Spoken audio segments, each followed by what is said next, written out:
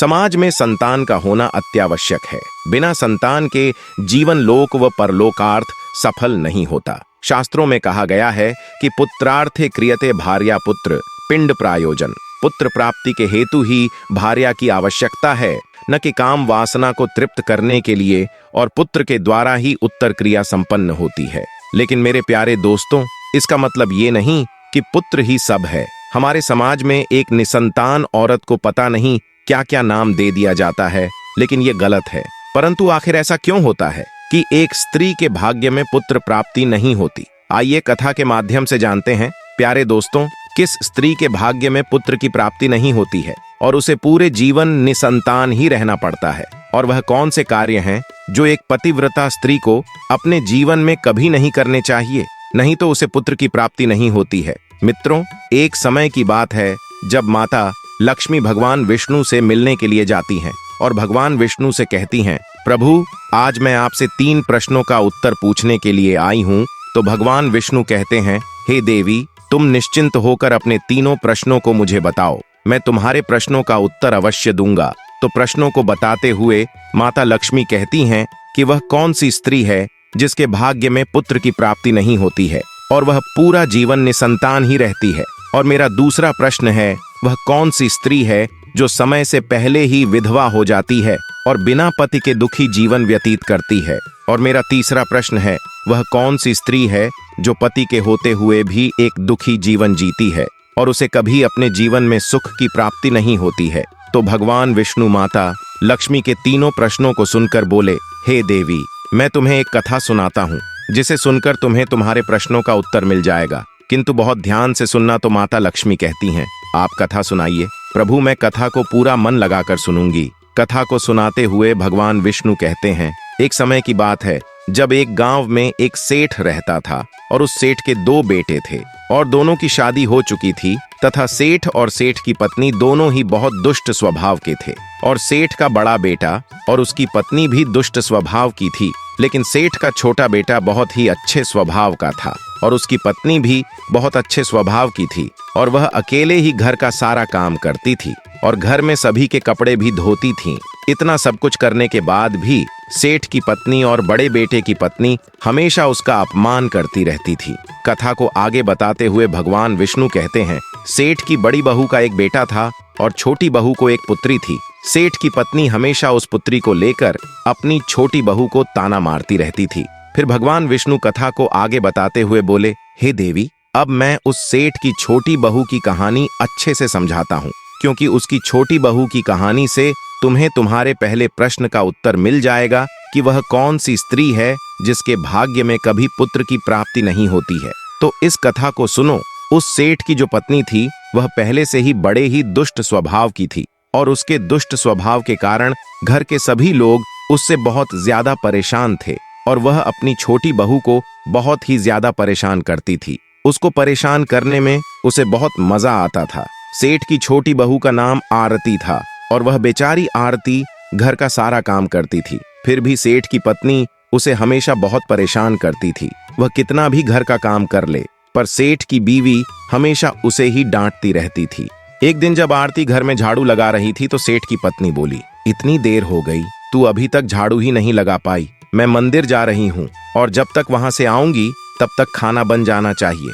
आते ही मैं खाना खाऊंगी। फिर वह बेचारी घर की साफ सफाई करके खाना बनाने में लग गई और खाना बनाते समय वह मन में सोच रही थी, मैं घर का इतना काम करती हूँ, फिर भी मेरी सास मुझे हमेशा डांटती रहती है और हमेशा परेशान करती रहती है और कभी भी प्रेम से बात नहीं करती है और घर का सारा काम मुझसे ही करवाती है। आरती यह सब सोच ही रही थी, तभी दरवाजा खटकाने की आवाज आई तो उसने सोचा, अभी तो खाना तैयार भी नहीं हुआ और लगता है मेरी सासू माँ आज बहुत जल्दी ही मंदिर से लौट आई है। फिर आरती दरवाजे के पास गई और दरवाजा खोला तो उसने देखा कि दरवाजे के बाहर एक साधु महाराज खड़े हैं। फिर वह साधु महाराज आरती से कहते हैं, बेटी, मुझे कुछ भोजन करवा दो, मुझे बहुत जोर की भूख लगी है। तो आरती बोली, महाराज, मैं आपको भोजन तो करवा देती, पर मेरी सास बहुत दुष्ट स्वभाव की है, वह मुझे बहुत डांटेगी और अभी वह मंदिर गई है, मंदिर से आती ही होंगी। यदि वह आ गई और उन्होंने मुझे आपको भोजन कराते देख लिया तो मुझे बहुत मारेंगी, इसीलिए मैं आपको भोजन नहीं करा सकती। तो साधु बोला, बेटी, थोड़ा सा ही भोजन करा दो। मैंने सुबह से कुछ नहीं खाया है। साधु की यह बात सुनकर आरती को दया आ जाती है और साधु से बोली, महाराज आप अंदर आ जाइए, मैं आपको भोजन देती हूँ। तो फिर वह साधु अंदर आ जाते हैं और आरती उनको भोजन देती है। और अभी साधु भोजन कर ही रहे थे, तभी अचानक आरती की सास मंदिर से घर आ जाती है और उसे साधु को भोजन करते देख कर बोली, यह मेरा घर है, कोई भोजनालय नहीं जो हर कोई यहाँ आकर भोजन करके चला जाएगा। और तुमने इस साधु को भोजन क्यों दिया?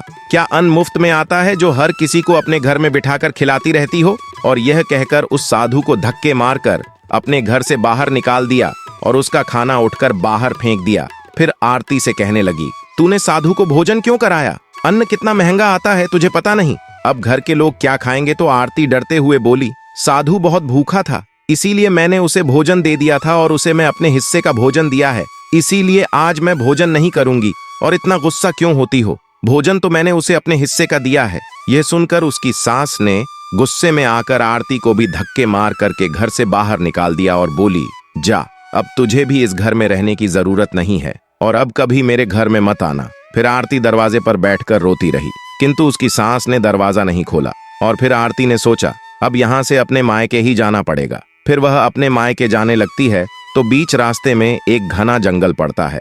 आरती भूखी प्यासी अपने मायके जा रही थी, तभी बारिश होने लगती है। फिर आरती वहीं जंगल में एक पेड़ के नीचे बैठ जाती है, लेकिन फिर भी बारिश की बूंदें उसके ऊपर गिरती रहती हैं और वह भीगने लगती है। तो उसे एक और पेड़ दिखा जो काफी बड़ा था, तो वह बारिश से बचने के लिए वह उस बड़े से पेड़ के नीचे जाकर बैठ गई और रोने लगी। तभी उसे एक संत मिले और संत के कहा, बेटी तुम क्यों रो रही हो? तो आरती ने संत को सारी बात बताई।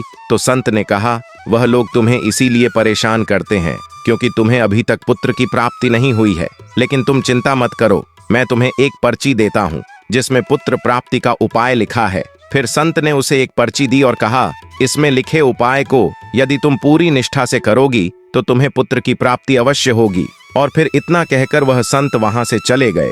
फिर आरती अपने मन में सोचने लगी, यदि मुझे भी पुत्र हो जाएगा तो मुझे भी ससुराल में बहुत सम्मान मिलेगा और मेरी सास मेरी बहुत इज्जत करेगी। यह सोच ही रही थी, तभी बारिश बंद हो गई और फिर उसने पर्ची को खोला और पढ़ा। तो उसमें लिखा था, पुत्र प्राप्ति के लिए स्त्री को हमेशा अपने पति के बाएं और सोना चाहिए। और पर्ची में आगे लिखा था कि मासिक धर्म शुरू होने के प्रथम 4 दिवस में स्त्री और पुरुष के मिलन से पुरुष रोग प्राप्ति होता है, इसीलिए मासिक धर्म के प्रथम 4 दिन पति पत्नी को मिलन नहीं करना चाहिए तथा मासिक धर्म के 5वें दिन मिलन से कन्या की प्राप्ति होती है और 6ठे दिन मिलन से पुत्र की प्राप्ति होती है और 7वें दिन मिलन से बंधिया पुत्री होती है तथा मासिक धर्म की 10वीं रात्रि में मिलन करने से अतिश्रेष्ठ पुत्र की प्राप्ति होती है। और फिर उस पर्ची में लिखी सारी बातें पढ़कर आरती अपने मन में सोचने लगी, अब मैं इसी जंगल में रहूंगी। फिर वह जंगल में ही कुटिया बनाकर रहने लगी और फिर उसका पति उसे ढूंढते हुए इस जंगल में आरती के पास पहुंचा और उससे कहा, तुम घर चलो। तो आरती ने उसे पर्ची वाली सारी बात बताई और कहा, अब मैं यहीं रहूंगी जब तक मुझे पुत्र की प्राप्ति नहीं हो जाती। यह सुनकर उसका पति भी उसी के साथ जंगल में रहने लगता है। और फिर आरती ने अपने मासिक धर्म के दौरान मासिक धर्म की 10वीं रात्र में अपने पति के साथ मिलन किया और वह गर्भवती हो गई। फिर सुबह स्नान करके आरती पूजा पाठ करने के लिए बैठी हुई थी, तभी उसका पति लकड़ी काटने के लिए चला गया और फिर भयंकर तूफान आया जिससे उसकी झोपड़ी उड़ गई और भारी बारिश होने लगी। और फिर बारिश से बचने के लिए आरती उसी बड़े से पेड़ के नीचे जाकर बैठ गई और उस पेड़ पर 2 राक्षसी रहती थी जो इस समय बाहर गई हुई थी। और थोड़ी ही देर बाद वह दोनों राक्षसी पेड़ पर आकर बैठ गई और उसी पेड़ के नीचे आरती बैठी थी। फिर वह राक्षसी आपस में कहने लगी, चलो सोने के टापू पर चलते हैं। तो दूसरी कहने लगी, पर चलेंगे कैसे? तो पहली राक्षसी बोली, इसमें कौन सी बड़ी बात है, इस पेड़ को अभी उड़ा देती हूँ, इसी से चलेंगे। इतना कहकर वह दोनों राक्षसी उस पेड़ पर बैठकर सोने के टापू की तरफ निकल लेती हैं और उसी पेड़ के नीचे पेड़ की जड़ पर आरती भी बैठी थी, इसीलिए साथ में वह भी उड़ने लगती है। किंतु राक्षसी को यह बात नहीं पता होती है कि इसी पेड़ के नीचे एक औरत भी है। फिर कुछ ही देर में वह दोनों राक्षसी सोने के टापू पर पहुंच जाती है और फिर दोनों राक्षसी को भूख लगी तो वह दोनों पेड़ से उतरकर शिकार करने के लिए चली गई। फिर पेड़ की जड़ से उतरकर आरती ने जब सोने के टापू पर पैर रखा तो उसने देखा यहाँ तो सब सोना ही सोना है। तो वह जल्दी जल्दी सोने को अपनी साड़ी के आंचल में भरने लगी और जितना सोना भर सकती थी उतना भर लिया और फिर दोबारा से इस पेड़ की जड़ पर जाकर बैठ गई। फिर कुछ देर बाद दोनों राक्षसी शिकार करके वापस आ गई और फिर पेड़ के ऊपर बैठ गई और फिर दोनों आपस में कहने लगी, चलो अब यहाँ से चलते हैं।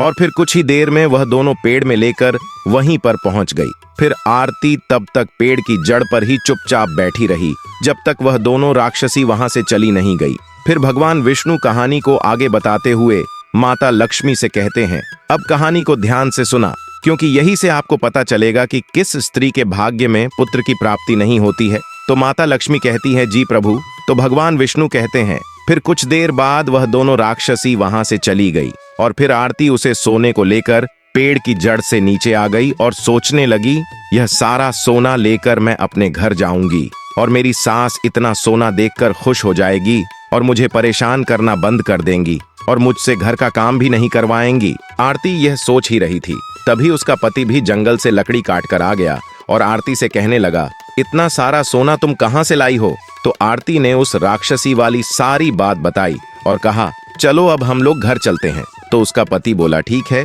और फिर दोनों घर जाते हैं और घर जाते ही आरती ने अपनी सास को सारा सोना दे दिया। फिर इतना सारा सोना देखकर उसकी सास बहुत खुश हुई और उसे पूछने लगी कि तुम इतना सारा सोना कहाँ से लाई हो? तो आरती ने अपनी सास को राक्षसी वाली सारी बात बताई। फिर उसकी सास ने सारा सोना ले लिया और उसके बाद आरती से कहने लगी, इतने सोने से क्या होगा? जब वहां पर बहुत सारा सोना था तो तुझे और ज्यादा सोना लेकर आना था, इतना थोड़ा सोना लेकर क्यों आई हो? तो आरती बोली, माँ जी इतना सारा सोना तो है, और लाती तो क्या होता? तो उसकी सास बोली, तुझे और ज्यादा सोना लाना था जिसे हमारी 7 पुश्तें बैठकर खाती, फिर भी सोना खत्म ना होता। अब तू देख, इस बार मैं जाऊंगी और बहुत सारा सोना लेकर आऊंगी। तो आरती ने कहा, नहीं माँ जी आप वहां मत जाओ, वहां जान का भी खतरा है। तो सास बोली, नहीं मैं तो जाऊंगी और बहुत सारा सोना लेकर आऊंगी। और इस प्रकार उसकी सास ने उसकी बात नहीं मानी और उसी जंगल में पहुंच गई और उसी पेड़ के नीचे जाकर बैठ गई जहां पर कुछ दिनों पहले आरती बैठी थी।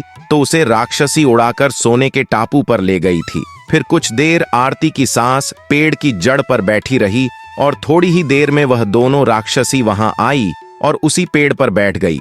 फिर एक राक्षसी कहने लगी, आज सोने के टापू पर नहीं बल्कि आज नदी के किनारे चलते हैं, वहां पर मछलियां खाएंगे।